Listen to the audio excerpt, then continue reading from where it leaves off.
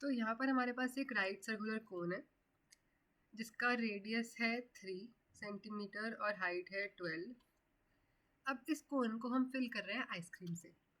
तो जब हम आइसक्रीम से फिल कर रहे हैं तो इस कोन के ऊपर एक हेमिस्फीयर फॉर्म हो रहा है और हम आइसक्रीम को ऐसे फिल कर रहे हैं कि 1/6 ऑफ द कोन एम्प्टी रह रहा है। मतलब लेट्स से अगर 1/6 ऑफ द कोन है तो ये पार्ट एम्प्टी है, मतलब हमने ये सारे पार्ट में आइसक्रीम फिल की है।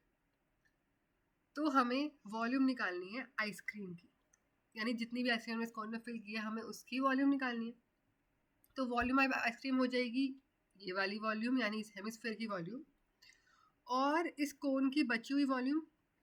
तो यानी कि अगर हम वॉल्यूम ऑफ कोन में से, टोटल वॉल्यूम में से ये 1/6 वॉल्यूम माइनस कर देंगे तो हमें मिल जाएगी बची हुई वॉल्यूम इस कोन की। तो टोटल वॉल्यूम हमारी आइसक्रीम की हो जाएगी volume of hemisphere plus total volume of cone में से हम ये 1/6 वॉल्यूम माइनस कर देंगे जो कि खाली है। तो ये हो जाएगी हमारी रिक्वायर्ड वॉल्यूम। तो इसे लिख लेते हैं,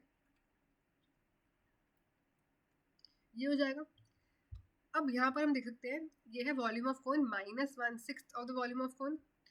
तो वॉल्यूम ऑफ कोन अगर हम बाहर ले लें तो यहाँ बचेगा 1 - 1/6, यानी कि हो जाएगा 5/6 वॉल्यूम ऑफ कोन। इसे लिख लेते हैं।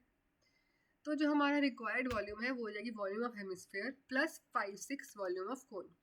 अब कोन की वॉल्यूम निकालने के लिए हमें रेडियस और हाइट गिवन है कोन की, और क्योंकि हेमिस्फीयर कोन के बेस पर बन रहा है तो हेमिस्फीयर का रेडियस और कोन का बेस रेडियस सेम रहेगा। तो हेमिस्फीयर का रेडियस हो जाएगा 3 सेंटीमीटर। तो निकालते हैं वॉल्यूम दोनों की। तो हमें मिल गया रेडियस ऑफ हेमिस्फीयर।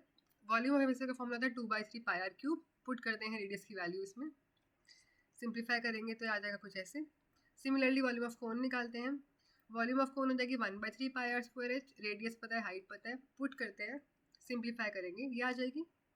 अब हम पुट करते हैं हमारे ओरिजिनल उसमें वैल्यूज़ इन दोनों की, तो ये आ जाएगा हमारे पास 48 पाई सेंटीमीटर क्यूब। अब हम पाई की वैल्यू सब्सटीट्यूट कर देते हैं तो 3.14 ये आ जाएगी हमारी रिक्वायर्ड वॉल्यूम।